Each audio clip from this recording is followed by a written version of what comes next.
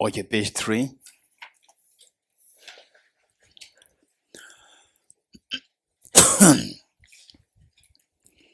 Setting a proper motivation, which consists of 3 parts: refuge field, Bodhicitta field, and a purpose as this practice. Refuge field, what to visualize and how to visualize. First, what to visualize. Visualize Buddha Shakyamuni, His Holiness the Dalai Lama, and all the enlightened beings who are the sources of inspiration for you with respect to generating the universal compassion of Bodhicitta and the wisdom of interdependence, the most fearless wisdom of interdependency. And how you visualize them, that they are so loving, caring, embracing.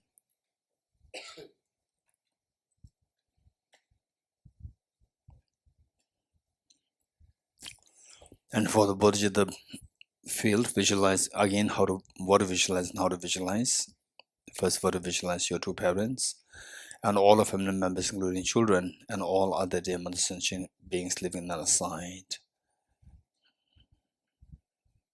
Those who are in the war zones, those who are in the KFC, the slaughterhouses, and so forth, and those who are suffering in the domestic violence. Everyone, all sentient beings, as long as there's a self-grasping ignorance, misery is always there. So let us bring them to a visualization out of great compassion that one day I will first of all get rid of my darkness of ignorance, and then will help all the other beings to get rid of their darkness of ignorance as well, and that everybody will be relieved, elevated to the state of total fearlessness, infinite happiness. And the purpose of this practice is, first of all, to get into the mental developments within yourself, that the Buddha nature within us will be awakened fully, that you experience fearlessness and infinite happiness, and then share this wisdom with all the other beings. With this mind, page 3. And this with great compassion, you taught the Immaculate Dharma to dispel all perverted views. To you, the Buddha Gautama, I pay homage. And this with great compassion, you taught the Immaculate Dharma to dispel all perverted views. To you, the Buddha Gautama, I pay homage. And this with great compassion, you taught the Immaculate Dharma to dispel all perverted views. To you, the Buddha Gautama, I pay homage. I go for refuge and turn my light to the Buddha, the Dharma, the Sangha. By my accumulations of practice of giving and so forth, may I become a Buddha to benefit all sentient beings. I go for refuge and turn my light to the Buddha, the Dharma, the Sangha. By my accumulations of practice of giving and so forth, may I become a Buddha to benefit all sentient beings. I go for refuge and turn my light to the Buddha, the Dharma, the Sangha. By my accumulations of practice of giving and so forth, may I become a Buddha to benefit all sentient beings. Sanye jo da zo ge jo nam la chan jo pa lo da ne yap so ch ta ge jin so ke be so nam gi do la ven jir sanye ru ba ra sho sanye jo da zo ge jo nam la chan jo pa lo da ne yap so ch ta ge jin so ke be so nam gi do la ven jir sanye ru ba ra sho Sanje jo da zo ge jo nam la chan jo par do da ne gyab so je da ge jin so ge be so nam ge zho la ben jir sanje ru barai shu. Independent origination, there is no ceasing, no arising, no annihilation, no permanence, no coming, no going. Only.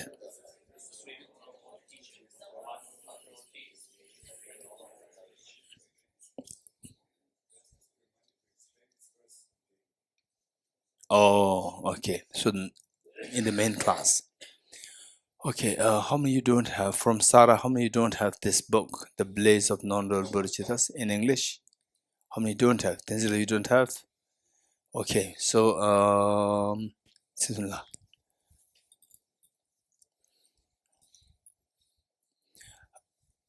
Okay, raise hands, how many of you don't have this book, The Blaze of Non? Okay, we have extra. We have extra, Ishilamala. We have. We have, so those, where do you get this from? Give it back. You'll get your own copy. You will get your own fresh copy. Don't worry. So how many? How many reasons? Quick. Tenzila, Tuptenla, and Rikzinla. Yeah. No, that is Tibetan version. Okay, reasons 1, 2, 3, only 3. Or let's bring 5. Okay.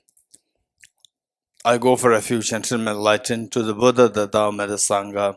By my accumulations or practice of giving and so forth, may I become a Buddha to benefit all sentient beings.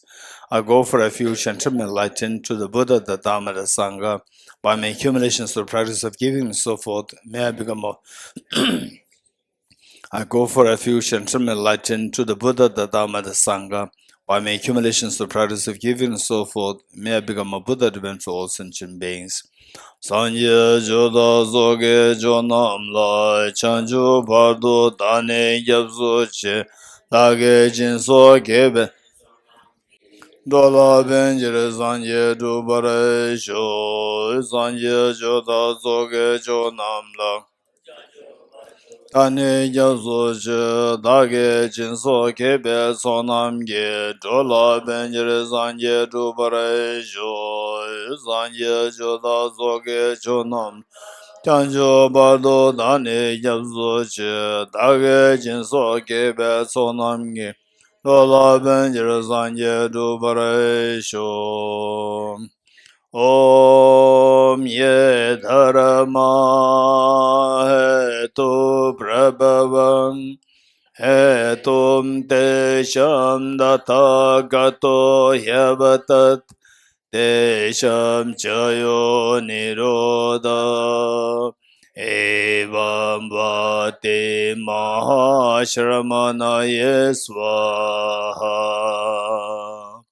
Om ye dharma hetu prabhavam hetum tesham datagato yavatat Desham chayo niroda evam vati mahashramanaye swaha Om ye dharma hetu prabhavam hetum tesham datagato yavatat Desham chayo niroda evam vati mahashramanaye swaha.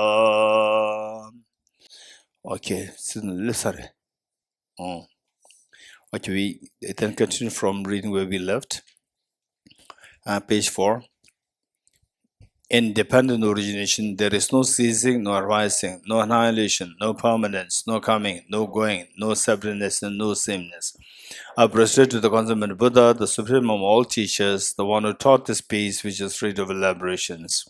I prostrate to the mothers of the hearers, the Bodhisattvas, and the Buddhas, which through the knowledge of all leads here seeking pacification, complete peace, which through the knowledge of paths, courses, was helping my greatest achieve the aims of the world, and through the possession of which helps subdue by expand a variety of teachings.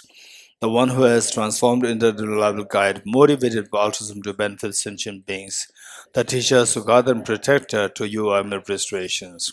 The one who has eliminated the web of conceptualizations and is endowed with the divine bodies of the vast and the profound, who eternally shines for the forever noble light rays, to you, the Buddha, I make prostrations. Inspired by I generate the mind for the benefit of all sentient beings.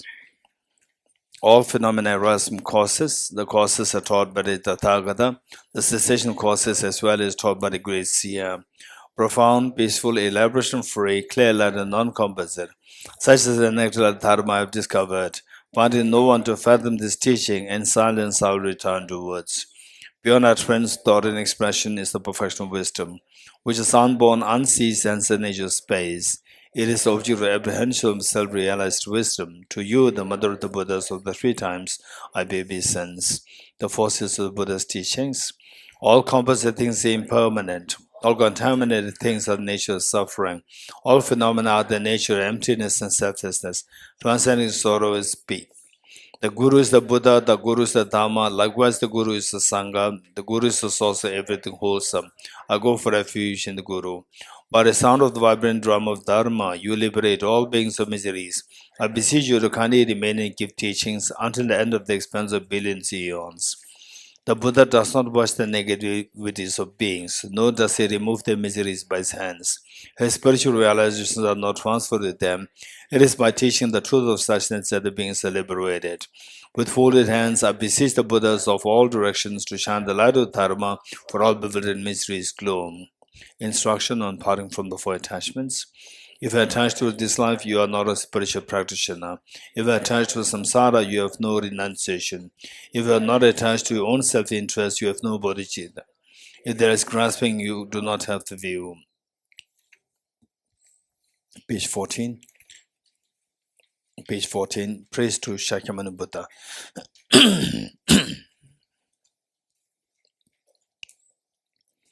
To the founder, the endowed transcendent destroyer, the one gone beyond, for destroyer, completely perfected, full awakened being, perfect in knowledge and good conduct, Sugata, knower of the world, supreme God of human beings to be tamed, teacher of gods and human beings, to you, the complete and full awakened one, endowed transcendent destroyer, the glorious conqueror, substitute from the Shakya clan, I prostrate, make offerings and go for refuge. When, O supreme amongst humans, you are born on this earth, you passed out 7 strides, then said, I am supreme in this world. To you who are wise, then I prostrate. With pure bodies, formed supremely pure, wisdom ocean like a golden mountain, fame that blazes in the 3 worlds, wind of the best, Lord, to you I prostrate. With supreme science, face like a spotless moon, color like gold, to you I prostrate. Dusted like you, the 3 worlds are not, incompatible wise one, to you I prostrate. The Savior having great compassion, the Founder having all understanding, field of merit with qualities like a vast ocean, to you the Tathagata I prostrate. The purity that frees one from attachment, the virtue that frees one from the lower realms, the one path, the sublime pure reality, to the Dharma that pacifies I prostrate. Those who are liberated and also show the path to liberation, wholly feel qualified with realizations, who are devoted to the moral precepts, to you the Sangha I prostrate. Do not commit any non-virtuous actions, perform only perfect virtuous actions. Subdue your mind thoroughly. This is the teaching of the Buddha. A star, a visual aberration, a flammable lamp, an illusion, a drop of a dew or a bubble, a dream, a flash of lightning, a cloud, see conditioned things as such. Through this marriage, may sentient beings attain the rank of all seeing, subdue the 4 falls, and be delivered from samsara's ocean, perturbed by the waves of aging, sickness, and death. Page 29, Heart Sutra.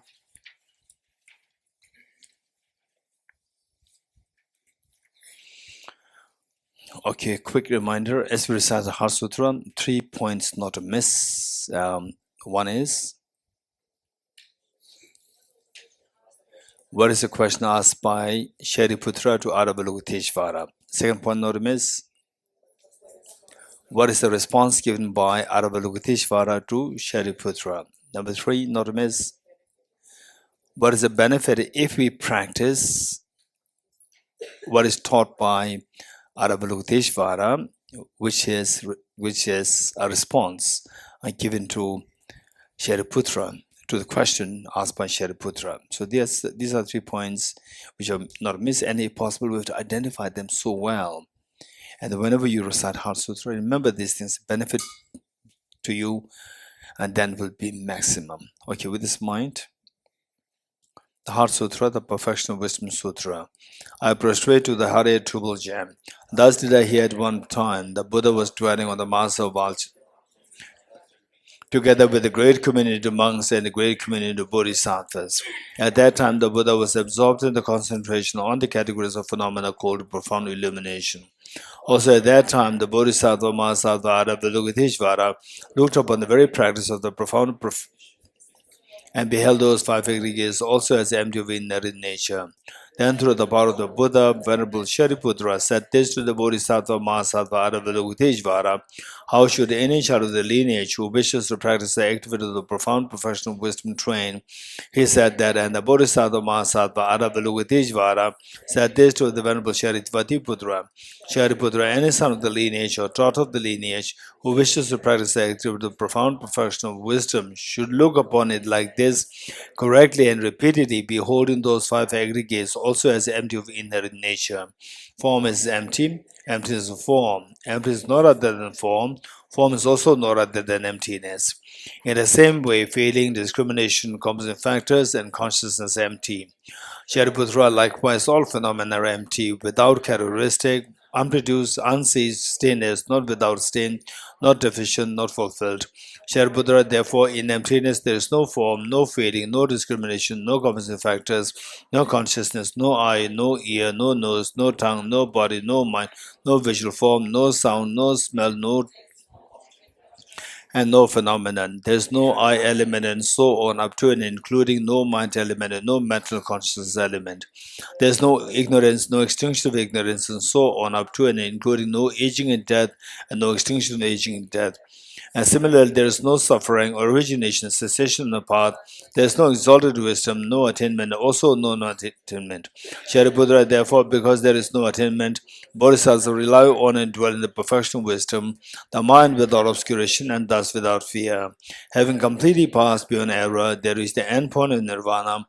All the Buddhas who dwell in 3 times also manifestly completely awaken to unsurpassable, perfect, complete enlightenment in reliance on the perfection of wisdom.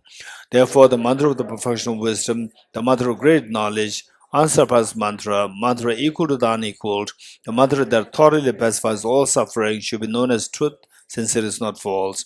The mantra of the perfection of wisdom is declared Yatha Om Gade Gade Bara Sam Gade Bodhi Swaha. Shariputra, the Bodhisattva Mahasattva should train the profound perfection of wisdom like that. Then the Buddha arose from their concentration, commanded the Bodhisattva Mahasattva Avalokiteshvara, saying, well said, son of the lineage, it is like that, it is like that. One should practice a profound perfection of wisdom just as you've indicated. Even the Tathagatas rejoice. The Buddha having thus spoken, Venerable Shariputra, the Bodhisattva Mahasattva Avalokiteshvara, those surrounding the entirety, along with the world of gods, humans, asuras, and gandharvas, were overjoyed and highly praised as spoken by the Buddha. Okay, as we recite this Heart Sutra mantra, just imagine that you are on the Vulture's Peak, where Buddha Shakyamuni's Holiness the Dalai Lama, Avalokiteshvara, Shariputra, they're right in front of you, and your 2 parents, all of them members, including children, and all other demonstration beings are just in the first row, and then likewise all the bodhisattvas, all the monks, nuns, all the lay devotees, all the sentients, all the creatures, from the tiniest to the amoeba, the single unicellular organism, to the biggest of the animals that you can think of, like the blue whales, elephants, so forth, and all the god and goddesses, spirits, hungry ghosts, hell beings, everyone with you through your inspiration. And imagine that the Buddha Shakyamuni is exhorting us thus: don't remain in the fears of samsara. Don't continue, don't create causes, factors. Don't live in this world of the tears, sadness of samsara. Come towards ultimate happiness by awakening your Buddha nature. And you're hearing what the Buddha Shakyamuni is exhorting. You inform this to all your dear sentient beings. Look, this is what a compassionate teacher Buddha Shakyamuni is exhorting. Let us not remain in the fears and the tears of samsara anymore. Let us all go towards awakening, towards total fearlessness and the infinite state, infinite happiness state. So with this mind, imagine that you are leading this recitation, all beings are joining you, and all Buddhas, Bodhisattvas are watching us with so much love and affection. Deyata Om Gate Gate Paragate Parasamgate Bodhisvaha Tyatha Om Gate Gate Paragate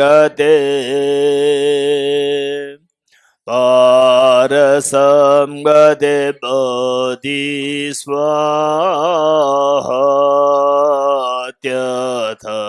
Om Gate Gate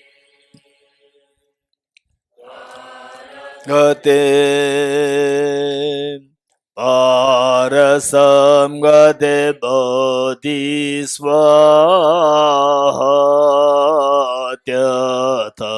Om Gate Gate Paragate Parasamgate Bodhisvaha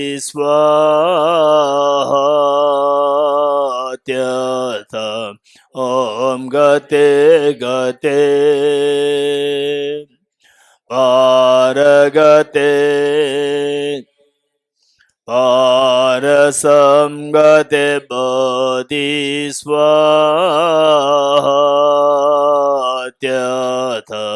Om Gate Gate Paragate Parasamgate Bodhisvaha.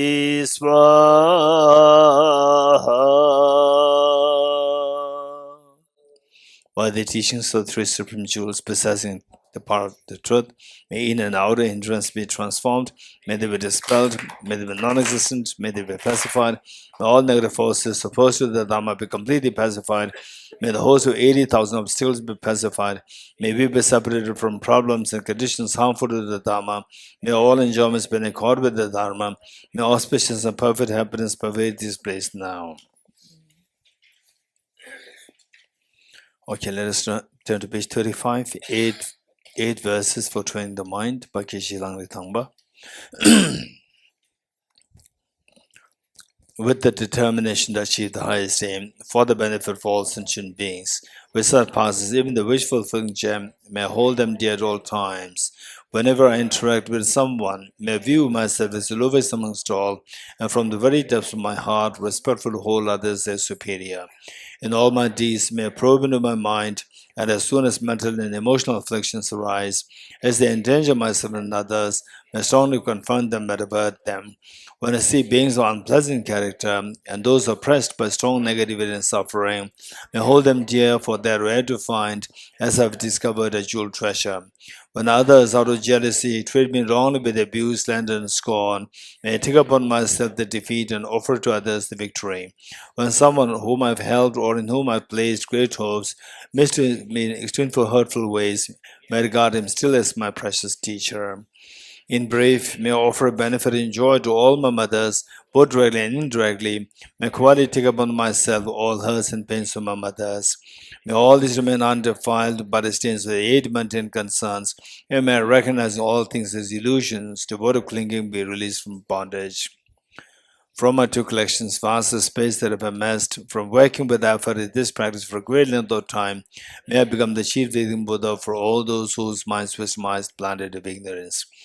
And the reason why we added this on the Pray from Lama Tsongkhapa's edition verse here after the 8 verse mind training is that oftentimes people get a wrong impression that 8 verse mind training is very self-denial. Self-denial. You just deny the self, that I take the loss, I give the benefit to others, and people who are scornful of me, I'll take them as my teacher over my head, and you're just denying yourself. This is what many people get impression. And whereas when somebody really learns the 8 verses mind training teaching, then you see that this is extremely skillful way, but the first impression many people get is that it's very self-denial. Because of this, we added this to say that it's not a self-denial. You are very important. You are not simply ignoring the self. The self is so important. It says that, may I become the chief leading Buddha for all those whose minds were planted by ignorance, saying that you are so important. What is to be discarded is, what is to be scornful of is not you, your self-centered attitude and self-grasping ignorance. The moment you discard these two things, the self becomes so pure and so the perfect that and so powerful that you're able to take care of yourself fully and to take care of all the demonstrations fully. So this verse is deliberately added to clear the misconception that some people tend to get after reading the 8 verse mind training, thinking that it's very self-denial. Okay, next, 7-limb practice is self-explanatory, and just keep in mind that particularly those who are coming from different background, meaning different the traditions, and the point is that it's just common sense that when you're when you have to prepare for a long journey, and then your bag will be heavier. You agree? And the rocket to go to Mars, the oil tank is going to be huge. Yes. So likewise, the journey with enlightenment, we need to have a huge, fuel-like energy, metal energy.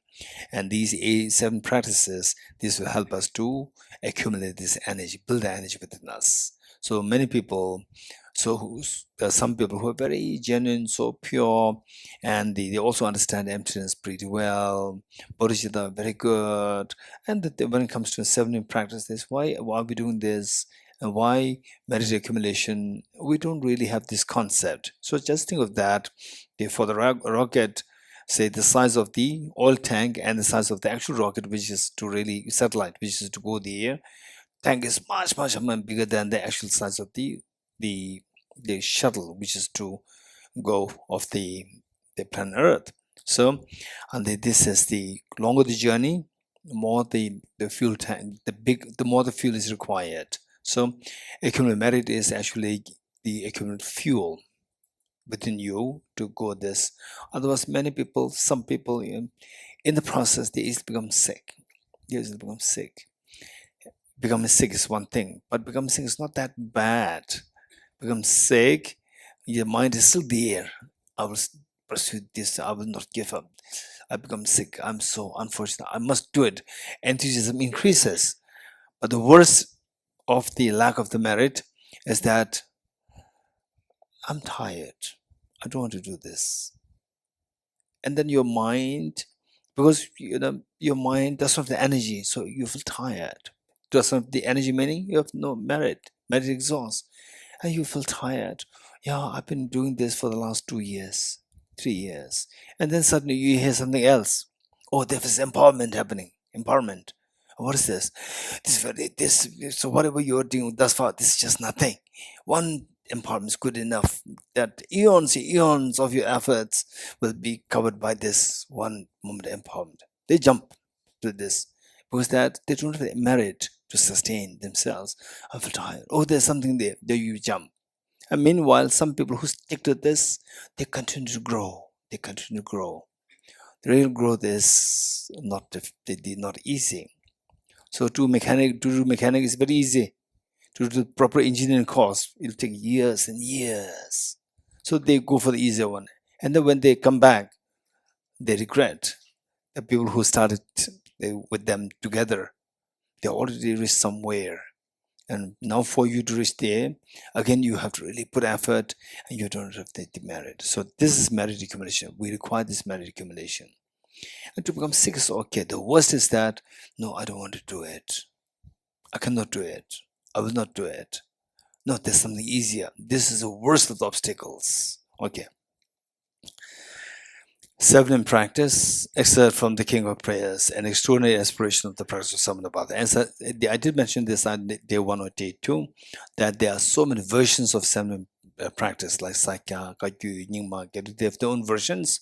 And I deliberately picked up the one from Sutra, not from a specific tradition, for the reason that it will become more universal. Anybody can practice it. Okay. I bow down to the Yothlora Manjushri. You, the Buddhas, the lions amongst humans, gone to freedom in the present, past, and future, in the worlds of 10 directions. To all of you with body, speech, and sincere mind, I bow down. With the energy or aspiration for the Bodhisattva way, with a sense of deep respect, and with as many bodies as atoms in the world, to all you Buddhas visualized as real, I bow down. On every particle are Buddha's numberless particles. Each atom is a host of bodhisattvas. And I'm confident the sphere of all phenomena is entirely filled with Buddhas in this way.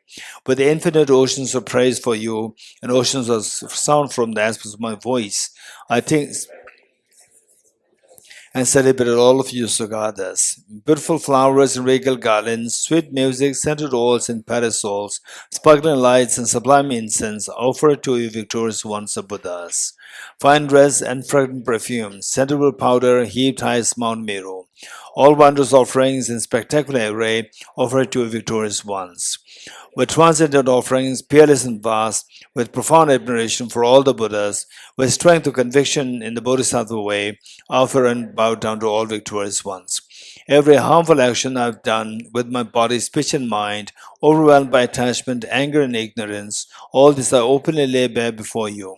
I lift my heart and rejoice in all the merit of the Buddhas and Bodhisattvas in 10 directions, of solitary realizers here still training and those beyond, and of all ordinary beings.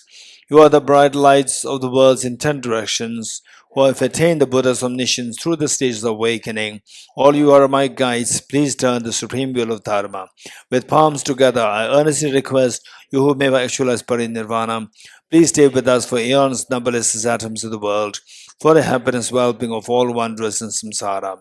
Whatever slight merit I may have accumulated by making prostrations, offering and confessing, rejoicing and requesting that the Buddha stay and teach, are now dedicated all this for the full awakening of all beings. Okay, short mantle offering.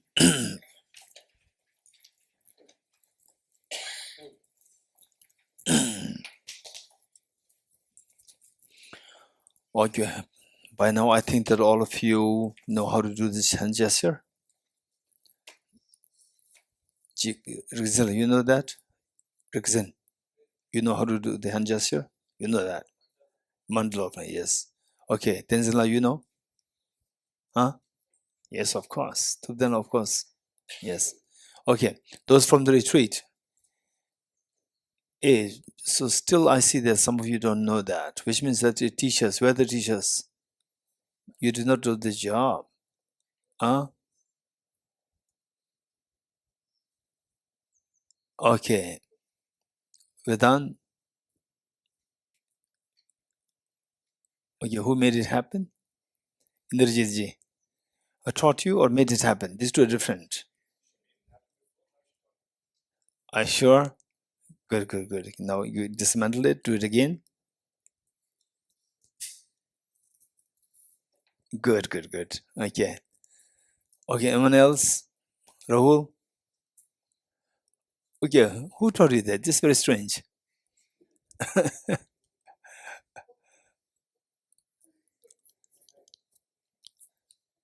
So this is known as making it happen, right? Okay, maybe during the break time, Vijayana will teach you how to do it. So, but who's your teacher? Huh? No, I identify someone. Huh? Oh, he wants to protect the teacher, not disclosing who the teacher is. Okay, Ravi, you know? In the process, okay. Okay, good. But this hand gesture is not really necessary. If you have it, it's fine. If you don't have it, it's fine.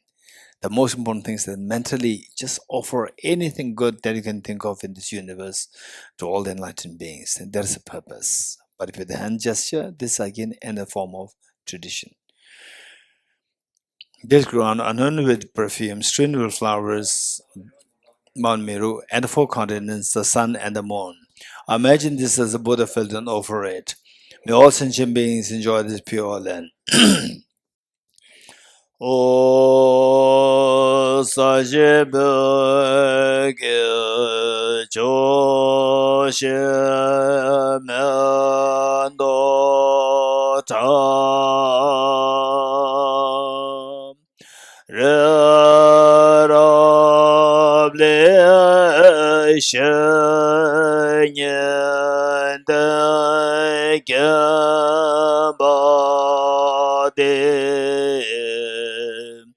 Sanye Shen Do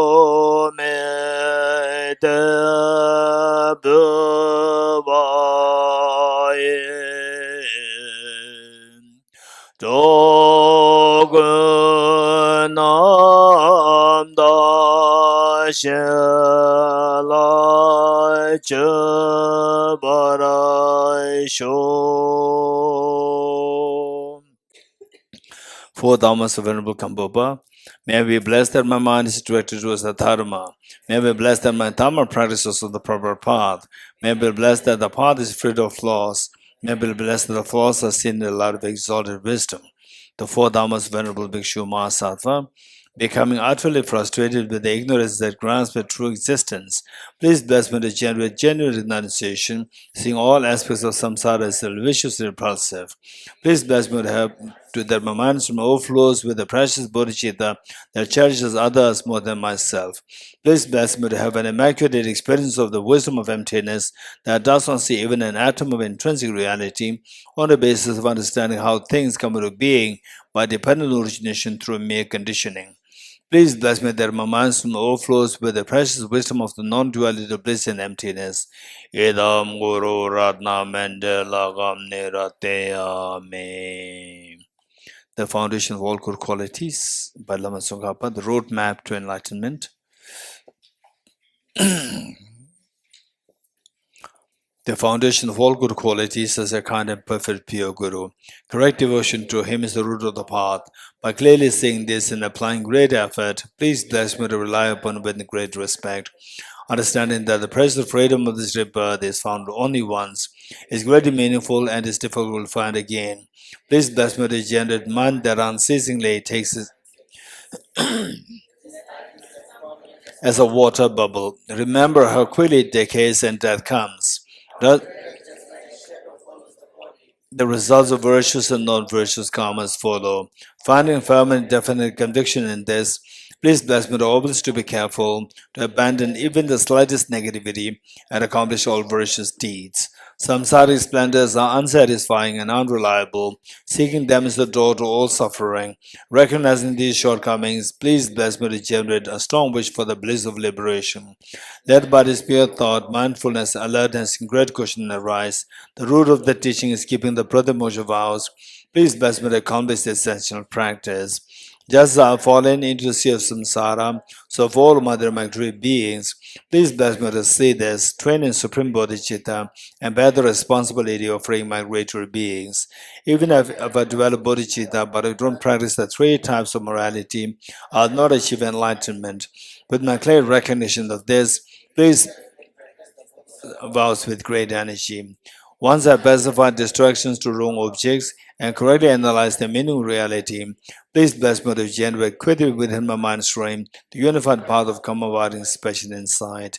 Having become a pure vessel by training the general path, please bless me to enter the holy gate for the fortunate ones, the supreme Vajra vehicle. At that time, the basis of accomplishing the two attainments is keeping pure vows and samaya. As I become firmly convinced of this, please bless me to protect these vows and pledges like my life. Then, having realized the importance of the two stages, essence of Vajrayana, by practicing with great energy, never giving up the four sessions, please bless me to realize the teachings of the Holy Guru. Like that, may the Gurus who showed the noble path and the spiritual friends who practice have long lives, please bless me to pacify completely all outer and inner hindrances. Never separate from perfect gurus, enjoy the magnificent Dharma by completing the qualities of the stages of the paths, may quickly attain the state of Vajradhara. Mixama verse. You are Avadaguteshvara, great treasure of non-referential compassion, and Manjushri, master of flawless wisdom, as well as Vajrapani, destroy hosts of demons without exception. Tsongkhapa, crown jewel of the sage of the land of snows, Losan Taba, at your feet and make prostrations.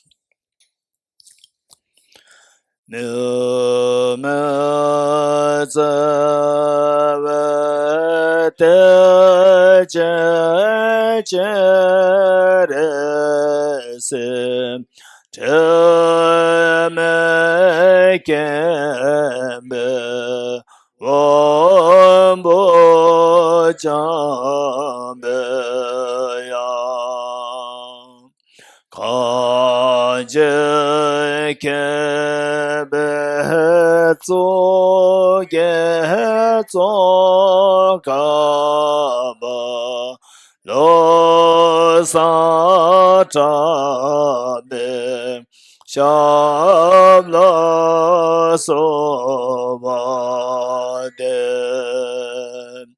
Numazavate Jajaresim Jamekambe Ombo Jambe Yam Kanje Kebe Soye Zokama Lo Satame Shabla Somane Numazavate Jajaresim Jamekambe Ombo Jambe Yam Hanje Kebe Tsoge Tsokaba Lo Satame Shabla Somade Yaravalokiteshvara, great treasure of non-referential compassion, and Manjushri, master of flawless wisdom, as well as the Vajrapani, deserve hosts the demons without exception. Tsongkhapa, crown jewel of the sage of land who knows, Losanta by Edu. Okay, now Tamji Nijuk Sem Keba, generating the mud of consummate yoga. 4 points to practice. First, what? Shama the practice. Number 2, renunciation. Number 3, bodhicitta. Number 4, wisdom emptiness, followed by taking the aspiration bodhisattva vow. Okay, ready? 5 minutes.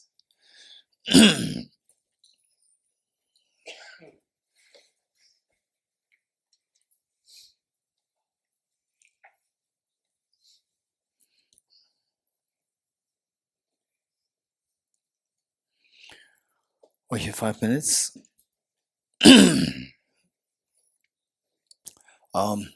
So now no need of explanation. Just to make sure that we are freed from the errors of meditation, mental laxity and mental excitement, by applying the remedies. What are they? Introspection and mindfulness. Okay, ready?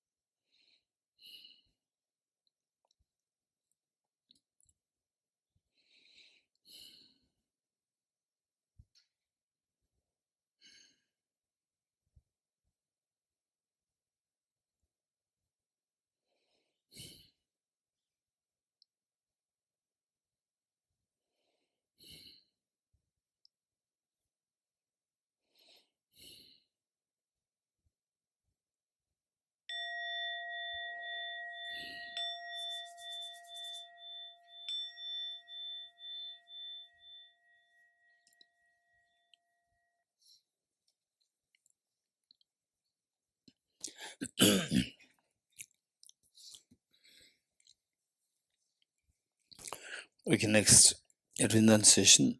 Practice of renunciation on the basis of the 4 seals. Ready? Okay. It's going to be guided. Okay, since that we're doing this in the form of guided, what is advice is that we try to remember the points, because that finally we're expected to do that on our own, without dependence on external voice recorders or somebody sitting with you. Instead, wherever you are, that we should be able to do that ourselves. So with this mind, we need to remember these points. Ready?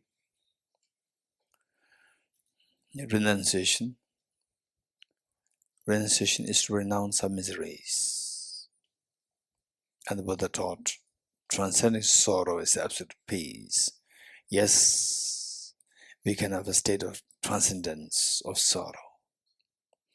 And to get rid of the miseries, the wise people will go for to get rid of the cause of the miseries, whereas the unwise people will go for the symptomatic treatment.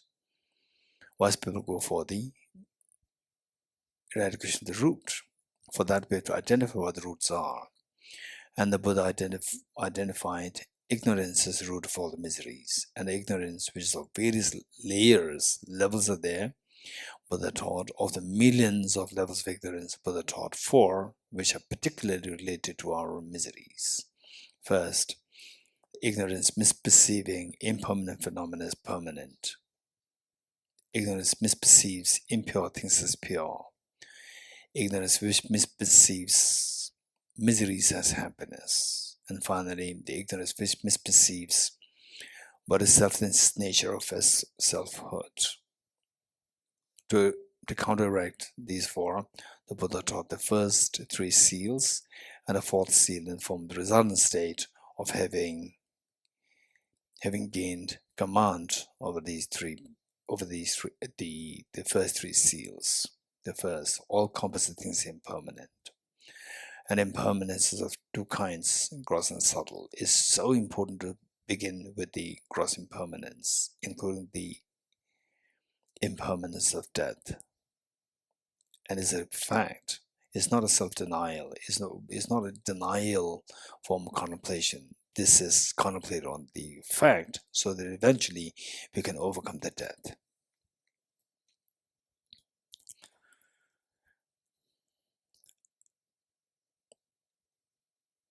That gross impermanence marked by impermanent phenomena whose continuum terminates, and subtle impermanence is the impermanence marked by momentariness. All impermanent phenomena should necessarily have the momentariness involved. In gross impermanence, the beautiful things, whenever we experience beautiful things, but remember, always be mindful that it is also impermanent. This will disappear. For example, our youth, and how many times we have celebrated our birthdays, or celebrated the birthday of somebody else, or have a family gathering or friends gathering and so forth. And they're so beautiful moments, and yet they're gone. Always remember that. Whenever something good happens, remember that this too will pass away. Because when you too indulge in these things, not remembering impermanence, later on, when it stops and replaced by miseries, we'll be shocked, we'll be traumatized and paranoid. So, and the pains are so acute, agonizingly painful, and having to shed tears of desperation. So to stop these from happening, always remember impermanence. Even when good things happen, you can enjoy. It doesn't matter. You can enjoy. Don't make things so boring. Just enjoy whatever. For example, having cheesecake, being with good friends, and going for a meal together. That's good. Meanwhile, remember that this too will disappear. And when it disappears, tell yourself, look, when I experience this joy, I told myself this, it disappears. Now look, this is very true. So this is how we need to contemplate with. This is the meaning of the practice. Imagine 200 years ago, there were perhaps 3 billion or 4 billion human beings on planet Earth. And their parents, children, children have so much expectations that I'll do this, I'll do that, and so forth. And parents likewise, they have the expectations from their children that my child will do like this, do like that, and so forth. Now, where are these people? Not even a single person is alive today.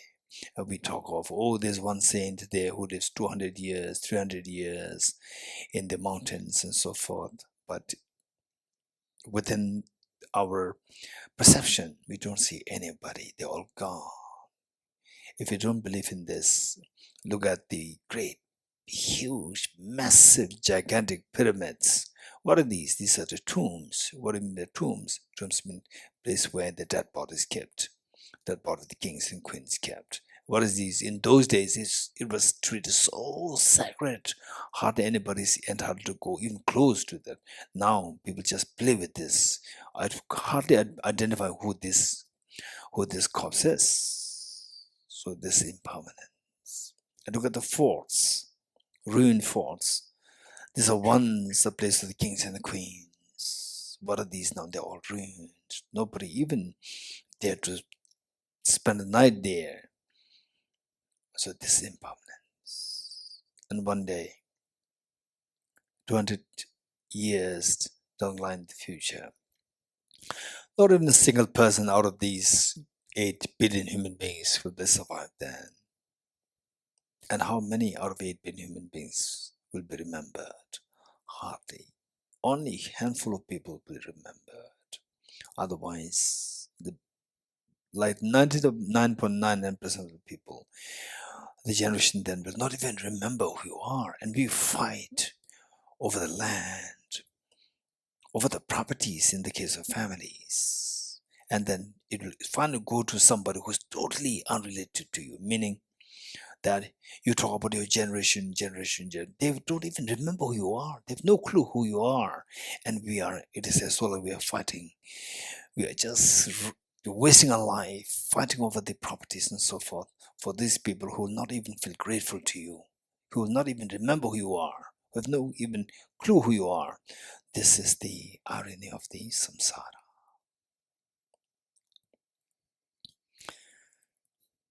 It is for this reason that the Buddha made a very massive, pervasive statement that all composite things are impermanent.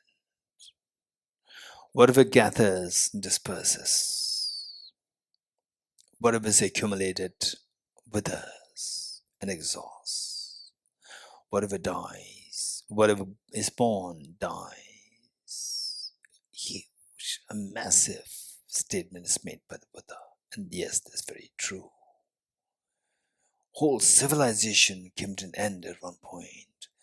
This is what the impermanence. Contemplate on this, our life will become very easy. All the unnecessary conflicts, fires, domestic violence, majority of these will simply dissolve when you come to realize the impermanence. Craving will stop. And this impermanence, which we call this gross impermanence, is marked by the momentariness involved, the subtle impermanence. Subtle impermanence means the very subtle changes happening. The change that you see over a year or over the span of the last 20 years that you're born and now who you're today is a huge change. Day when you're born, you're like a small piece of flesh, and now you are a proper human being with a body fully developed. It's very different. And then after 20 years, after 30 years, after 40 years, it's very different. Then after 40 years, you start to decline. 50, 60, do you tend to miss your youth?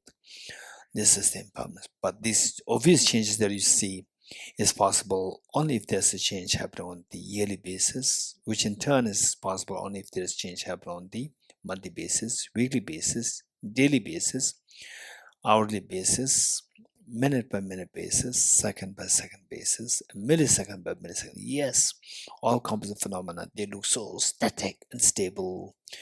It's not that they are stable. This is the limitation of our consciousness, our sense consciousness, our consciousness. Our consciousness is so gross and limited that we don't see the the impermanent phenomenon beyond the very gross aspect. In reality, moment by moment, things are changing. Your body is changing so fast.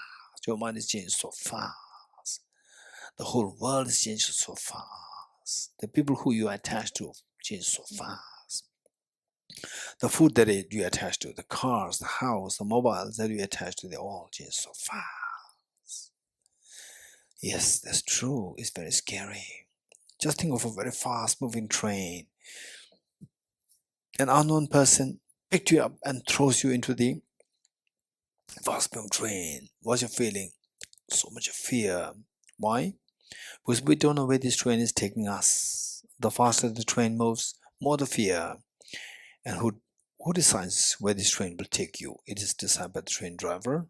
If the train driver is the mother or the father, no doubt will take you to the picnic spot. But unfortunately, if the train drivers are either the terrorists or under the dictates of the terrorists, it'll only take you to the slaughterhouse. In our case, the train drivers that is our mind. Unfortunately, that is under the dictate of the worst of the contamination, worst of the demons, worst of the terrorists, which is self-grasping ignorance, and that too complemented by self-centered attitude. We can't expect anything good out of this. It'll only take us to death. It'll only take us to miseries. This is what the Buddha indicated as all contaminated things are self-nature. Worst of contamination, which is self-grasping ignorance. So what kind of miseries? All contaminated things are miseries. Yes, miseries like sickness, aging, death, tension, depression, anxiety, anguish, and so forth, bewilderment, and so forth. And one moment of such a misery is good enough to nullify all the past moments of merriments, festivities, birthdays, wedding ceremony, and so forth. These are all so shallow and grim in the eyes of one moment of such a tragedy, the loss of your mother, loss of your husband, loss of a child, loss of your wife, loss of brother and sister, and so forth. One moment is good enough. And how many such moments are there? Unending the experiences, painful experiences to follow this life in the next life. This is the sad story of samsara. It's very painful indeed. When will these miseries stop? Yes, we have the inner story and the outer story. We go out with the outer story is so beautiful and deep inside. The moment you sit with somebody and listen to the person for 5 minutes, then the inner stories will be heard. It's so painful. You wouldn't see any one person. Only if the person follows the Bodhisattva path and actually practices it, then the person, while having so much of painful stories, but the person you sit there and you will feel the joy.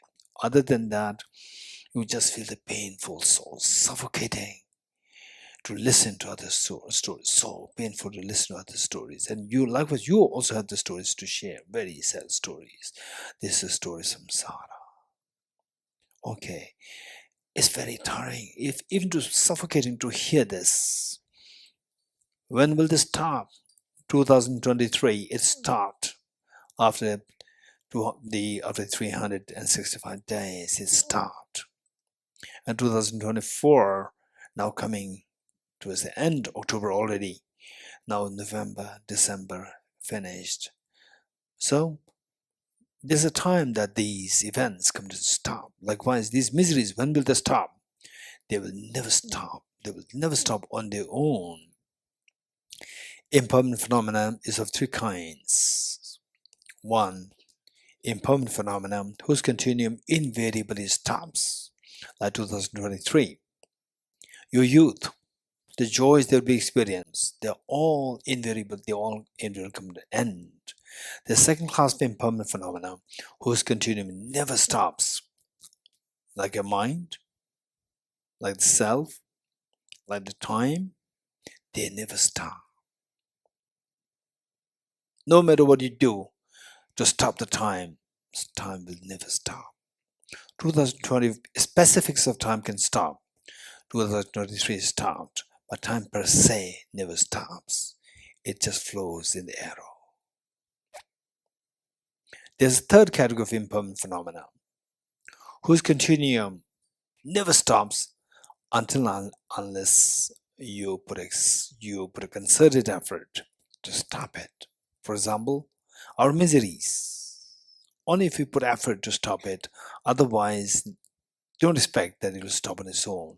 It'll keep perpetuating.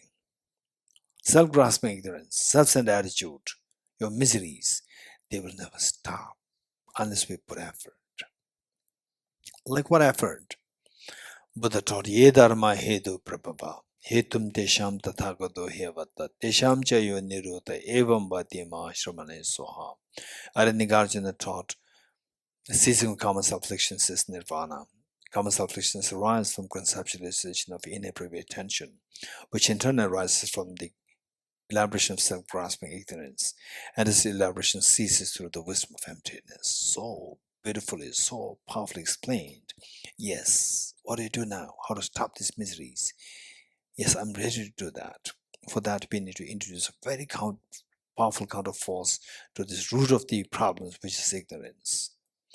And the remedy lies in the wisdom of emptiness. What is wisdom? Wisdom is a discerning mind whose apprehension of the object tallies with reality. What's the reality? The reality of what the Buddha indicated as the third seal. Everything is the nature of emptiness, selflessness. Okay, what is this emptiness? Okay, today we'll meditate on the emptiness of, there's a flower, objects to which we feel attached to. Flower or a cheesecake or a momos or the iPhones or anything, whatever, say, other people or anything that you feel attached to. And that you can also meditate on the emptiness of the objects which you're averse to, because aversion is extremely ugly feeling inside, and the moment you say emptiness of the object which triggers aversion, this ugly feeling will simply subside and mind will become very calm and peaceful. Okay, today we'll do the meditation on emptiness of the flower. Okay, just visualize a beautiful flower, a freshly blossomed flower, rose flower, pink rose flower in front of you. And oftentimes the Buddha also gives this metaphor, example of beautiful garden. You go there and see the beautiful flower and think of how this flower comes into being by the power of your mind. Okay. How does this flower appear? You imagine that you are in a beautiful garden and look at a very beautiful, freshly blossomed rose flower. And just see how the flower appears. It's so beautiful, objectively, subjectively, that it appears like a dream that your mind is creating, or it appears as 100% from the object. Of course, 100% object, so objectified and so solidified out there, independent of my mind. That belief, that grasping, that apprehension of the flower in that mode is known as self-grasping ignorance. And then look at the consequence of this. What is your emotional reaction? My mind is invariably pulled towards the flower. This is known as involuntary pull, is known as attachment. And this attachment gives rise to aversion later when this flower is destroyed or somebody steals the flower. Aversion arises. Okay, now we said that this perception, this apprehension of the flower to be objectively real is ignorance, self-grasping ignorance. And how do we know that this ignorance, that this is not a valid mind? How do we evaluate this? To evaluate this, we remember what Aranigarjuna taught, which we recited 3 times yesterday. And today also we'll recite 3 times. If the mirage were to be water, one of those close by the mirage see water. Okay, let's repeat this, say this, repeat it 3 times. If the mirage were to be water, one of those close by the mirage see water. If the mirage were to be water, one of those close by the mirage see water. If the mirage were to be water, why not those close by the mirage see water? Okay, now let's go closer to the object, which is the flower, to see if the flower does exist subjectively. Going closer to the object, the flower, that mind which goes closer to the object is known as ultimate analysis. So, technically speaking, we are subjecting this flower to ultimate analysis. Subject the flower to ultimate analysis, we end up seeing the cells. And the cells are made of the nucleus, cytoplasm, and cell membrane. And the nucleus is made of chromosomes. Chromosomes made of DNA molecules. And DNA molecules made of atoms. in essence, in short, this flower which appears so appealing is nothing but made of billions of atoms. Stay in this experience for a while. Okay, now you have come too close to the object.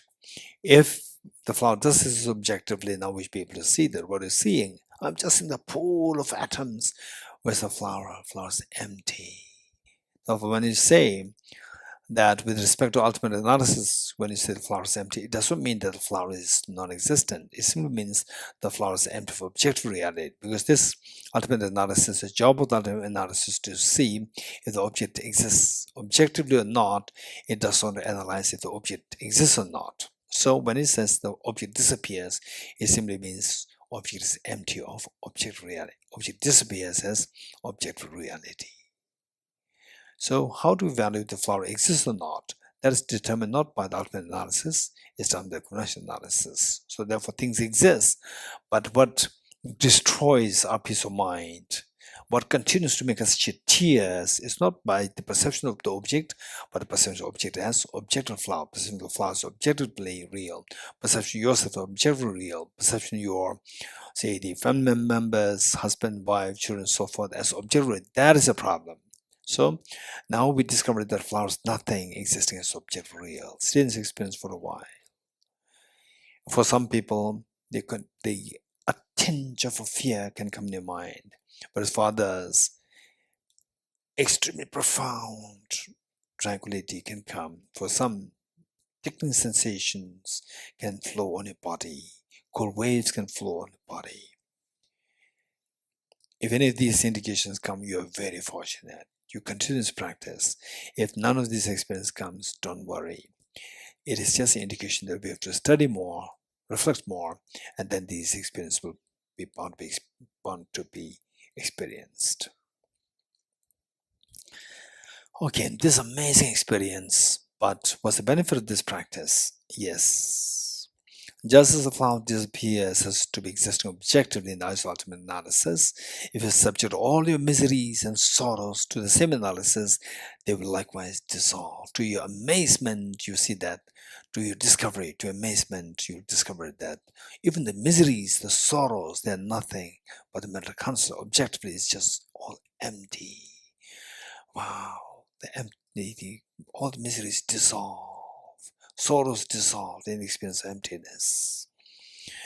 All this mental disturbance dissolves, sorrow dissolves, and the peace is filled, where the space is left, vacuum is left by the sorrows dissolving. This peace dawns in me. This is what the Buddha indicated as transcending sorrow is absolute peace. Stay in this experience for a while. Now just generate very strong aspiration. May I experience this emptiness with confidence, where all my sorrows are transcended. That aspiration to experience this emptiness, where all your sorrows dissolve, is known as the renunciation. This ultimate understanding of renunciation. Usually we talk about renunciation is to renounce miseries. It's very gross understanding of renunciation. The ultimate understanding of renunciation is the aspiration to abide in the experience of emptiness, where all sorrows are transcended, where the peace fills this vacuum left by the dissolution of this sorrow. Okay, slowly come to the practice before we switch to the Bodhicitta practice.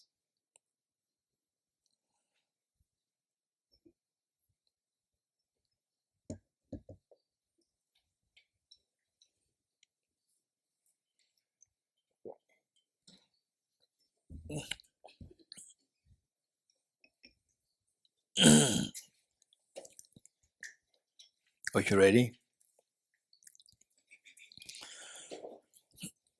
For the Bodhicitta practice, we're going to do, ideally speaking, particularly when you are on your own, on a daily basis, you practice Bodhicitta. The two methods, remember the two methods. What are the two methods? Sevenfold cause-effect method to generate bodhicitta, and the equalizing, the method of equalizing and exchanging self-others. In Tibetan,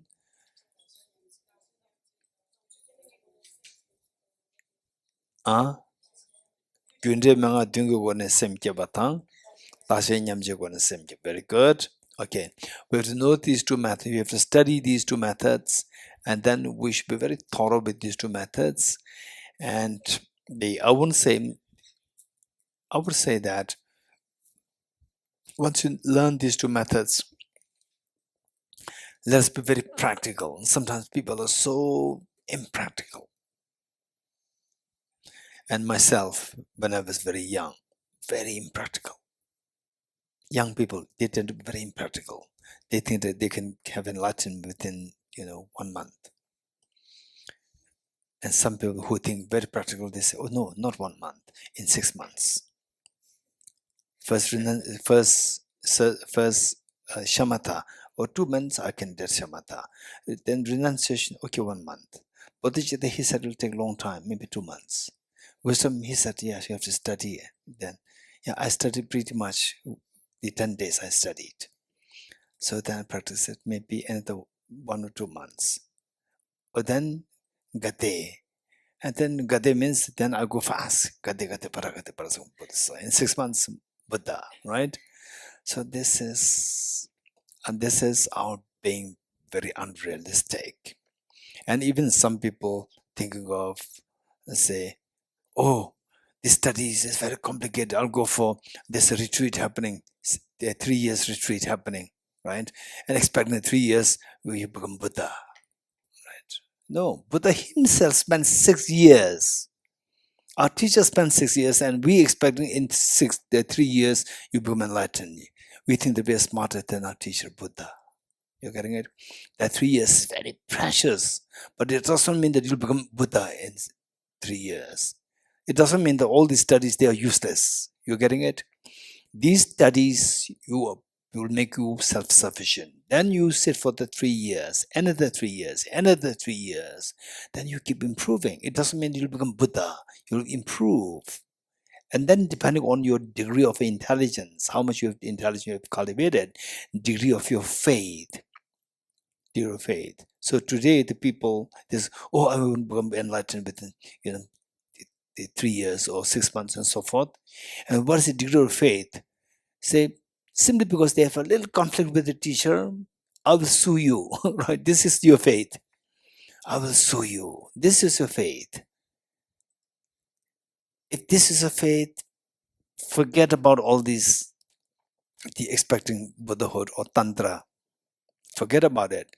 Study is safer. Take the safe journey. Study, make yourself confident, and then stay a little bit away. Don't be too close like a dog and a meat. Dog and meat was the reaction. No time to analyze, right? So okay, you come here. Well, we never talked about root guru, right? We study. Then you go and you meet some other people. Go to Dharamsala. You'll meet some people, and they'll say, "Hey, who are you?" "Oh, I'm from this country, that country, so forth." "And where did you come from?" "I came from Japan." "What did you do?" "Attend retreat." "Who's your teacher?" "Who's your root guru?" Right? You had never heard about it. Teacher is fine. Root guru, you never heard. Who's your root guru? "Oh, what is root guru?" "You don't have root guru." Right? You have no root guru. "No, I don't know what is root guru." "Oh, without root guru, it's useless. All your study, all this is useless. You need to have root. Without root guru, you'll never become enlightened. These studies are totally useless. You have to root guru." "Who's your root guru?" "I have read this root guru, number 1, number 2, number 3. So then you think that you also need to have a root guru. You're getting it? So who can be my root guru? Right? Then the person go for this guru, and you become not that. Then your interest in studies will become the secondary, and the primary concern is hunting for the guru. You become a guru hunter. You're getting it? And then after few interaction, when you don't meet the guru too close, it's fine, right? And then may the Guru then you start to have Guru said, do this, do that, and you disagree. How come that he's saying that? How come that she's saying that this? He even doesn't know me, right? And then when things become a little frictional, and you say, I'll sue you, right? This is our Guru. You're getting it? This is totally wrong approach. The best thing that I would suggest is don't listen to anybody else. Just listen to His Holiness the Dalai Lama's teachings. You're getting it? His Holiness the Dalai Lama. He will never encourage to look for a guru. You're getting it? People who put effort to tell you go for a root guru, these people are half-baked people. They don't know the Dharma. The people who really know the Dharma, they will never tell you to go for a root guru. First, study Dharma. Make yourself self-confident. Only when you become self-confident, then you will see who's your guru. You're getting it? Till that point, don't rush for a guru. This is very, very, very important. Okay. So, bodhicitta. So what I'm saying is that the bodhicitta, let us be very realistic. Let us be very practical. Learn these two methods so well. And then let us not be too ambitious that I should generate bodhicitta very quickly. Yes, of course. But meanwhile, two things. One is that I must generate bodhicitta as soon as possible for the benefit of sentient beings, number one. Meanwhile, if it does take me 10 years, 20 years, 30 years, 2 lifetimes, 10 lifetimes, I'll be ready to go for it, right? Okay, so I plan for 2 months. If it doesn't happen, I'll stop it. Then I'll go for something else. This is our, say being too ambitious. So we should have the desire that I must become enlightened as soon as possible. But even if it were to take me like 10 years, 50 years, 10 lifetimes, or 100 lifetimes, this is the only way I will go for this. So if this is commitment that you have, and that makes you feel that I want to become Buddha as soon as possible, there's nothing wrong. That's very good. Whereas I want to become Buddha as soon as possible, I must generate Buddha as soon as possible. And if it does not, if I don't generate it within the span of 2 months or 2 years, then I'll quit. If this is attitude, this is the greatest of the deception. It will never happen. It'll never happen. For such people, it'll never happen.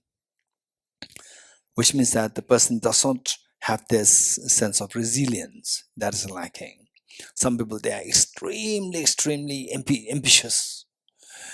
Then there's so much. Initially, don't be too excited. Initially, your focus should not be on generating bodhicitta, becoming Buddha, and so forth. Initially, focus on building consistency in this journey. Building consistency, the stamina. You're getting it? Consistency. With the consistency, then things will become easy for you. For example, having breakfast is a very consistent phenomena. And that's easy for you because you're doing it every day. So first make it easy through consistent. Start small. Don't be too excited. Start small. See if you can be consistent. Once you're able to see that this is consistent for a few years, for example, here I can see that some of you are very serious. Look, the younger ones, newcomers, you are very fortunate that you are meeting with many seniors who have been into Dharma for so many years, study for so many years, and the knowledge is so good. And they actually practice. They really rejoice, the young people actually engaging in this. Because through the experience, they have been professors, they have been, say, lawyers and so forth. They have seen the world, all the big things. And from there, they see that this is the way. This is what is meaningful. All others just for your belly. And this is the meaningful one. So therefore, these people, they spend a lot of time studying, practicing. And you can see them. You are very fortunate. Okay, so to be realistic, I would say that these two methods, they take a lot of time when you practice, and it can be not only time, it consumes a lot of energy. It'll make you very tired if you do both the methods in a single day. And that too that do the continuously. If you do that, it makes you very tired. So what we suggest is do one method at a time. Say alternate between the two methods. Today, sevenfold cause effect method. The next day you do the equalizing and exchanging method. So alternate between the two. Whereas for some people who truly have the stamina, resilience, energy, time, they do two methods together. They feel a little tired, but they are definitely resilience. For you is fine. But don't think that we're all same. We are not same. Some people can do that. Some people can do that. Doesn't mean everybody can do that. If you tend to do that, being very ambitious against your the potential, then it'll make you stop the practice altogether because you feel tired.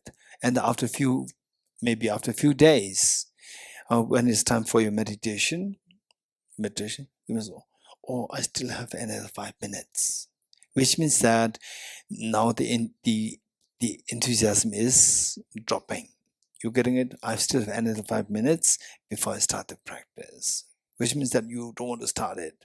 And then when it actually hits the actual time, then you may say that, okay, I'll do it just in 5 minutes. What's the difference? I will say do it after 5 minutes. So this is where your enthusiasm is dropping. Not because that you are lazy, because that you are being over ambitious. If you don't understand what I'm saying, I will give you a very simple analogy you have experienced yourself. How many of you, before the exam, before the very serious exam, you made your calendar, the timetable. You made a timetable, morning 5 o'clock, I get up. Then I study for 2 hours. Then I'll have a quick breakfast for 15 minutes. Then another 3 hours study. Then another short break, right? 5 minutes. And then another 2 hours. Then lunch. And then, no, I don't want break, right? After lunch, right away, lunch half an hour. After that, 2 hours study, right?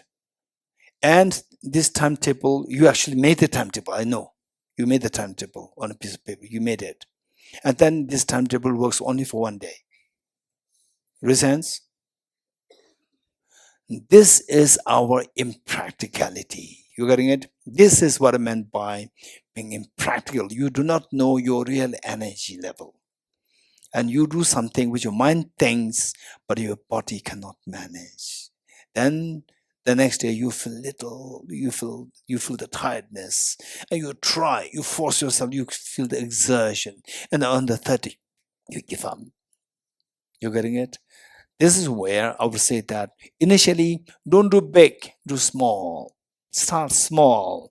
Focus should be on consistency. If you can be consistent for, say, like 1 year, 2 years, then you can expand it and see from your own experience how much I can do, which is the more realistic way how much I can do. Then keep expanding it. You're getting it? And then with consistency, your experience, you see that the joy is now multiplying.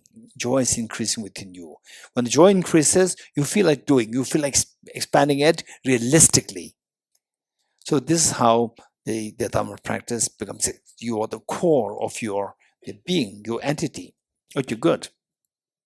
So in group, I do the 4 immeasurables. Ready? For the Buddhist practice, particularly we need the support of all the Buddhist Bodhisattvas and the blessings. Just visualize all the Buddhist Bodhisattvas in the space in front of us as so loving, caring, embracing. Like how a little child, you as a little girl, little boy, showing interest to learn something. Your parents are so supportive. This is exactly what all Buddhist Bodhisattvas are doing today. Then your 2 parents, all family members, and all demon synergy mix with you. And you are encouraging all of them to take part in this program in general bodhicitta, to exterminate the self-centered attitude with this mind. Immeasurable loving kind. Okay, we'll do the, yep, okay. all the five immeasurables. Immeasurable loving kindness. And it may sound very superficial, it doesn't matter. Superficial means that this is a practice, like practicing the music, practicing the keyboard. Initially you mimic your teacher, try to press the keyboards, no music, only noise comes out. And through constant practice, gradually the noise transforms into music. This is the meaning of their practice. Likewise, we may feel that it's so superficial. What I'm saying is not what resonates with the true thoughts. This is the practice. Eventually, what you say becomes your thoughts. Your thoughts will flow in line with what you say. That is a successful practice. Immeasurable loving kindness. How good would it be that all my dear mother sentient beings are endowed with happiness and it causes happiness, and it causes happiness primarily consisting of the most fearless wisdom of emptiness and the most appealing mind of the compassionate mind of bodhicitta. May all my dear mother sentient beings be endowed with happiness and it causes happiness. I'll take the responsibility that all my dear mother sentient beings are endowed with happiness and the causes happiness. The Buddhist Bodhisattva is witnessing that you're making such a courageous commitment, like the mother after all these many years of raising her children with great hardship. Today, just the eldest daughter, just aged 12, eldest son, aged 11, two of them come to the mother, telling the mother, "Mother, please take rest. You've done everything for us. We're already grown up. We'll take care of all our siblings." And the mother could not believe her eyes and ears. So proud of you. And this is exactly what has happened to all Buddhist Bodhisattvas. To see that you make such courageous commitment, the intense happiness and proud of you, this part of happiness invoke their compassionate minds to send for nectars for soothing lights towards you and all Dharma sentient beings. The mere touch of lights and nectars with the bodies of yours instills in all happiness and causes happiness within you and all Dharma sentient beings.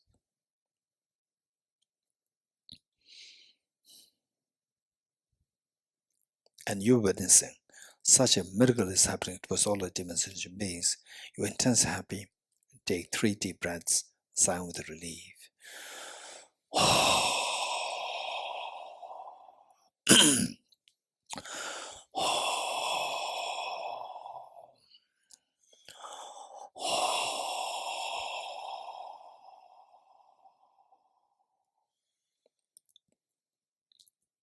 Immeasurable compassion. How good would it be that all my dear mother sentient beings are freed from suffering and the causes of suffering. Causes of suffering primarily consist of contaminated karmas, afflictions, inappropriate attention, and self-grasping ignorance, oftentimes complemented by self-centered attitude. May all my dear mother sentient beings be freed from suffering and the causes of suffering. I'll take the responsibility that all my dear mother sentient beings are freed from suffering and the cause of suffering. The Buddhist and Bodhisattva is witnessing that you're making such a courageous commitment, the intense happiness and proud of you. This pride and happiness invoke their compassionate minds to send forth nectars for soothing lights towards you and all Dharma sentient beings. They may touch the lights and nectars with the bodies beings of yours, washes of all the miseries and the cause of the miseries. And you witnessing such a miracle is happening towards all the Dharma sentient beings. You're intense happy. Take 3 deep breaths, sigh with relief.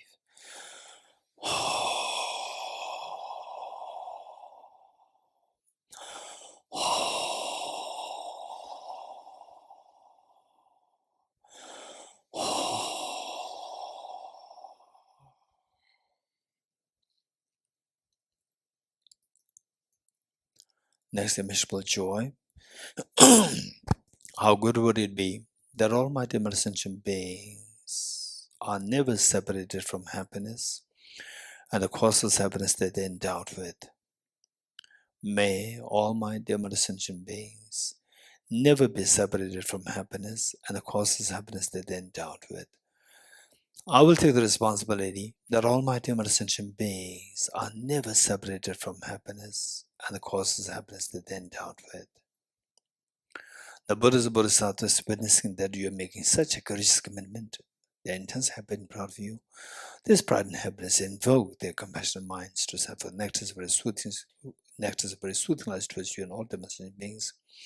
The mere touch of light and nectars with the bodies means yours stabilizes the happiness and the causes happiness that the beings are endowed with. And you're witnessing such a miracle is happening with all new dimensional beings. You're intensely happy. Take 3 deep breaths, sigh with relief.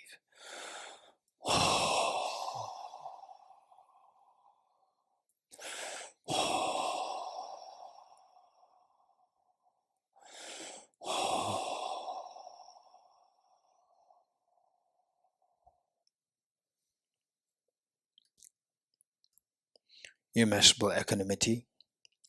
How good would it be that all my ascension beings are freed from the biased attitude of excessive attachment towards some and aversion towards others, and instead abide in the great state of equanimity, embracing all other ascension beings equally with love and affection, leaving none aside.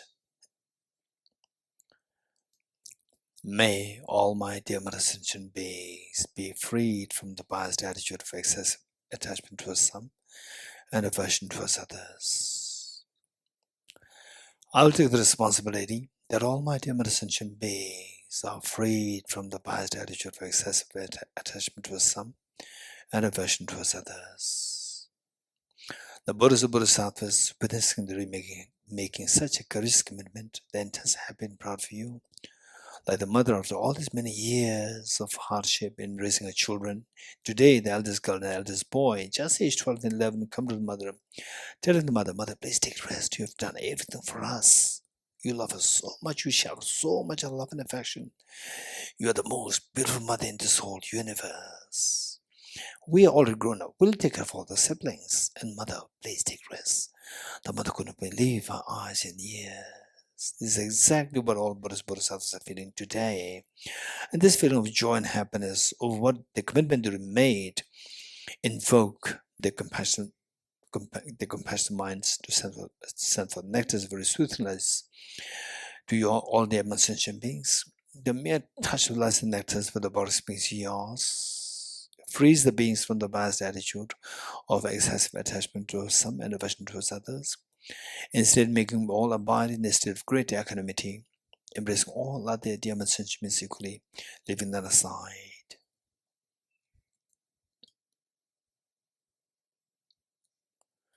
And you're witnessing such a miracle is happening to all of the sentient beings. So you're intense happy. Take 3 deep breaths, sound the relief.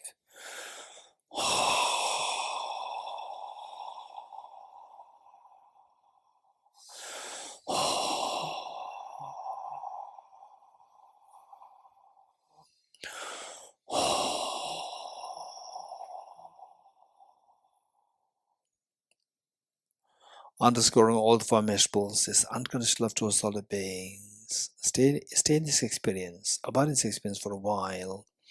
Imagine that you are looking at the eyes of each of the sentient beings with total love and affection to the extent that each of the beings feels themselves as so special in the eyes.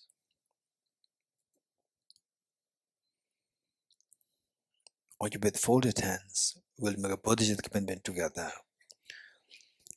May I become Buddha for the benefit of all my dear mother sentient beings. May I become Buddha for the benefit of all my dear mother sentient beings.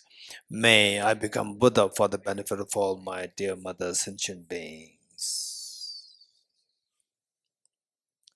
Just about in the experience of the most beautiful mind in this entire universe, unconditional love of Bodhicitta. Slowly transform this beautiful mind of Bodhicitta into a spotlessly clean white moon disk, horizontally sitting with a heart. Okay, this is amazing that we made such a courageous commitment to become Buddha for the benefit of the sentient beings. Remember, no matter how much you squeeze a handful of sand, no oil comes out. Yes, I know that. I'm like a handful of sunflower seeds, squeezing of which oil does come out. I'm not like a handful of sand. Okay, I have a Buddha nature. If you have the Buddha nature, why not that is awakened till now, since immemorial time, all these innumerable, the innumerable lifetimes.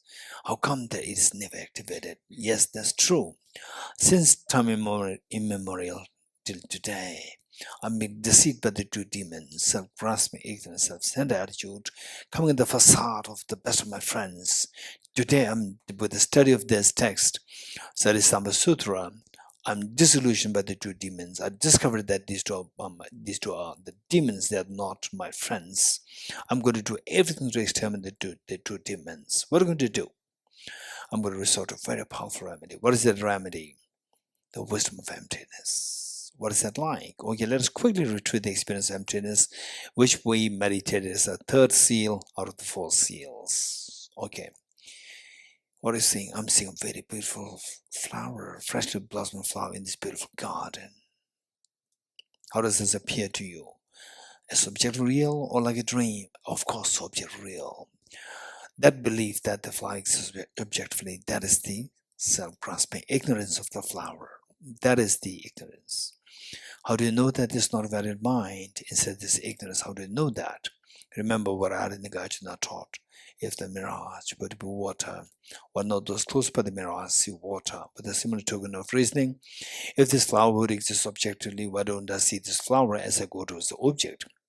Okay, let us now go closer to the object, which is technically known as subject and flower ultimate analysis. We end up seeing the six. We end up seeing pool of atoms, cells, nucleus, chromosomes, DNA molecules, and atoms. A pool of atoms. We come too close to the flower, and yet the flower disappears. It's empty. Objectively, it's empty. It's just a pool of atoms. Stay in this experience for a while. And this is what I'm discovering. Is not that what my mind is inventing. This is what I'm discovering. That objectively the flower is empty. From the object, the flower is not at all there. Okay, just imagine that you come out of the meditation. Again, the flower comes back. You go back to ultimate analysis. Again, the flower disappears. There's a constant change happening. The flower appears only when I come out of the ultimate analysis, which is the conventional analysis. Only in the eyes of conventional analysis, the flower appears. In the ultimate analysis, the flower disappears. So which means the flower exists only in the eyes of the conventional analysis from distance, subjectively, empty of object reality. Okay, from the object, when subjected the flower to ultimate analysis, where's the flower? The flower disappears. It's empty. Stay in this experience for a while. And slowly transform this wisdom of emptiness into a spotlessly clean white vajra, thumb size white vajra, vertically sitting in the Montesquieu heart. Okay, now you have the blaze of non-dual bodhicittas, moon symbolic of the conventional bodhicitta, which will exterminate the self-centered attitude altogether, and a vajra symbolic of the ultimate bodhicitta, which is the non-dual wisdom of the Arya Bodhisattvas. This will get into exterminate all the mental defilements, be it reflective or cognitive. Amazing. Yes, it's amazing. But don't forget that all your dear sentient beings are there, your parents, your children, all the sentient beings are there. Yes. Generate very strong compassion for them. And this compassion they have generated to us all dear sentient beings. Invoke the Vajramuni at your heart to multiply infinite number of times. Share one set of Vajramun at the heart of your mother, one set with your father, one set with each one of family members, including children, one which each of the beings here, the human beings, animals, insects, hungry ghosts, God and goddess spirits here in Deer Park, in your own country, in the entire Milky Way galaxy, in the entire universe. Now, every creature, from the tiniest of the unicellular organisms, amoeba, to the biggest of the animals, like the blue whales, elephants, and so forth, the tiny insects, animals, human beings, hungry ghosts, god and goddesses, spirits, everyone has a share of Virgin Moon, which you so kindly offered. Meanwhile, let us also not forget all Buddhist Buddhists out there watching us. Why not we invite all Buddhist Buddhists to be the guests and a witness to our taking the speech Bodhisattva vow? As just to make this request, they let us slowly stand up along with all demonstration beings to make 3 prostrations to all Buddhist Bodhisattvas.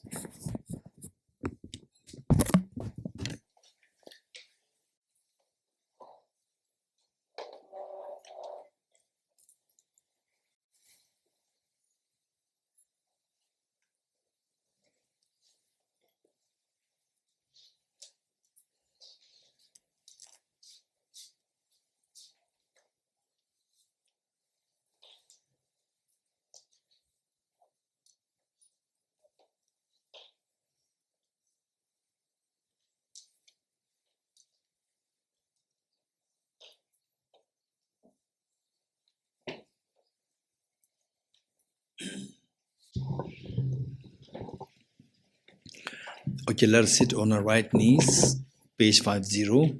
Sit on our right knees. Those who have knee problems or back problems or health issues, you can sit on the chair, sit on your whatever position is more comfortable to you.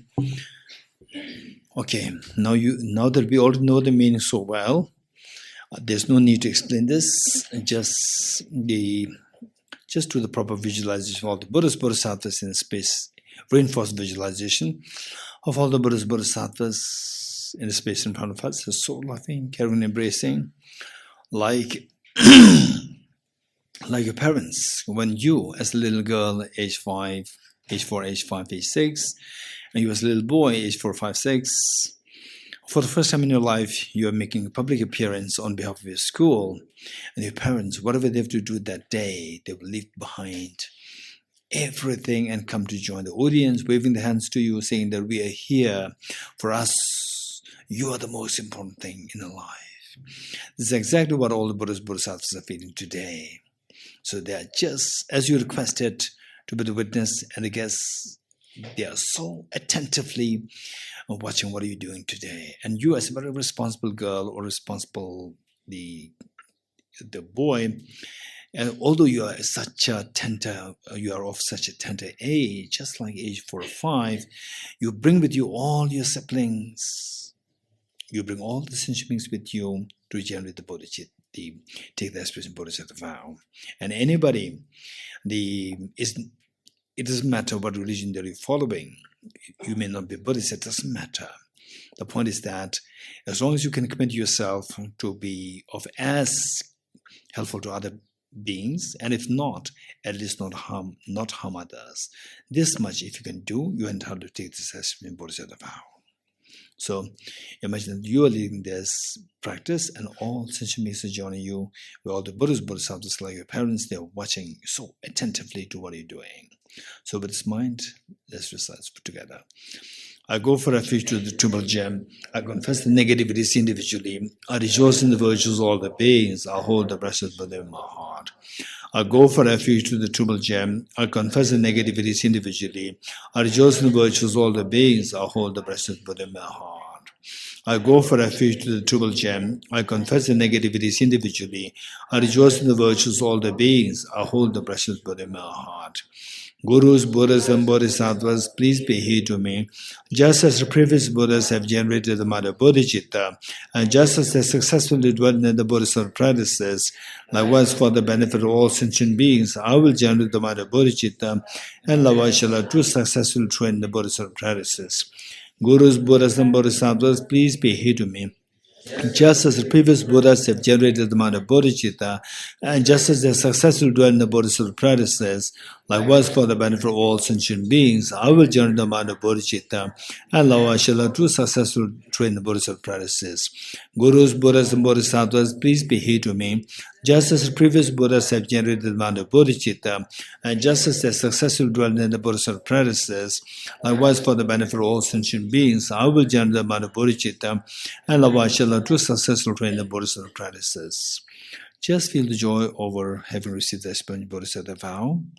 And imagine all the Buddhist bodhisattvas, like your parents, like your mother, after all these many years of hearing complaints from your school principal. Today, when she sees the school principal coming escorted by the other school teachers, she is very apprehensive. Again, what kind of complaint with respect to my daughter or son? And school principal said, no, we came here to congratulate you. For what? That your daughter and your son, two of them, are appointed as the best selected, the best students of the school for this year. The mother couldn't believe her eyes and ears after all these many years of hearing complaints over the daughter and the son. Today, hearing something so pleasant which she never heard before. She's extremely happy with tears rolling down her cheeks. This is exactly what is happening to all Buddhist bodhisattvas. They're so happy.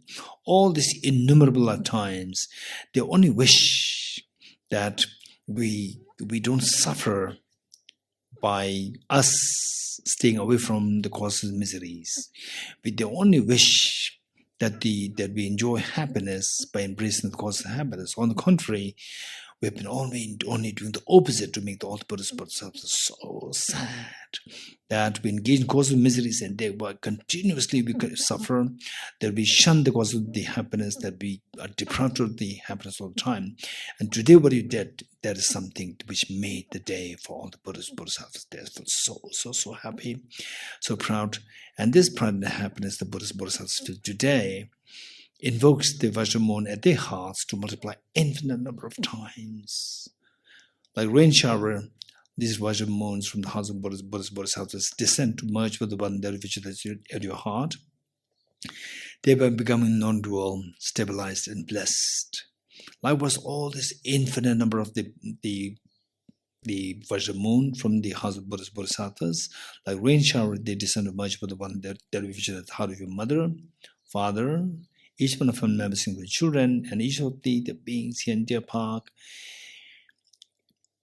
in your own country, in the oceans, in the wilderness, and the entire Milky Way galaxy and the entire universe. Everyone, the Vajramon that you have shared with them, they are being blessed, become non-dual, and stabilized by the innumerable Vajramons that descended from the Buddhist bodhisattvas. This is amazing.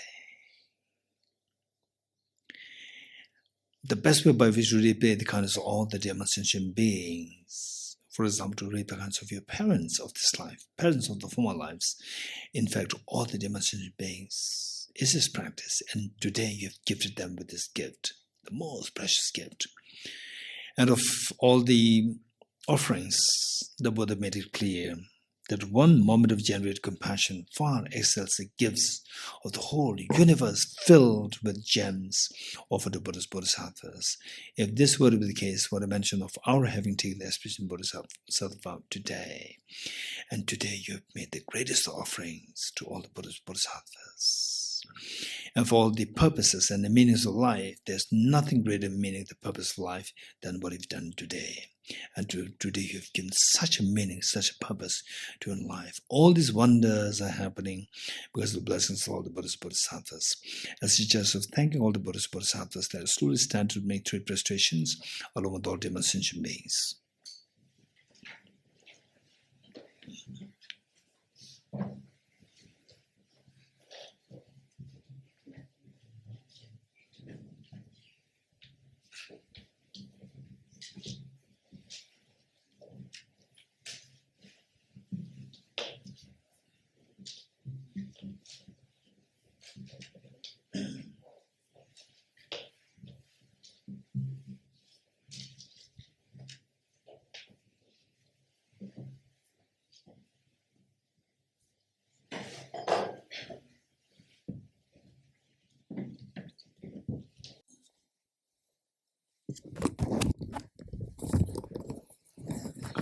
Okay, please take your seats. Now sit comfortably. Page 51.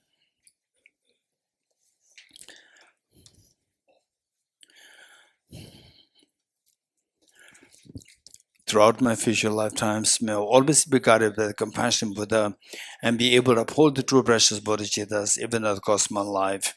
Throughout my future lifetimes, may I always be guided by the compassionate Buddha and be able to uphold the true precious bodhicittas even at the cost of my life. Throughout my future lifetimes, may I always be guided by the compassionate Buddha and be able to uphold the true precious bodhicittas even at the cost of my life. In order to further increase this bodhicitta from now on, those with discernment who have lucidly seized and awakened the mind of bodhicitta in this way should highly praise in the following manner. Today my life has borne fruit. Having well obtained this human existence, I've been born in the family of the Buddha and now one of Buddha's children. Thus, whatever actions I do from now on must be in accord with the family. Never shall I disgrace or pollute this noble and unsullied race. Just like a blind man discovering a jewel in the heap of rubbish, likewise by some coincidence an awakened mind has been born within me. It is a supreme ambrosia that overcomes the sovereign death.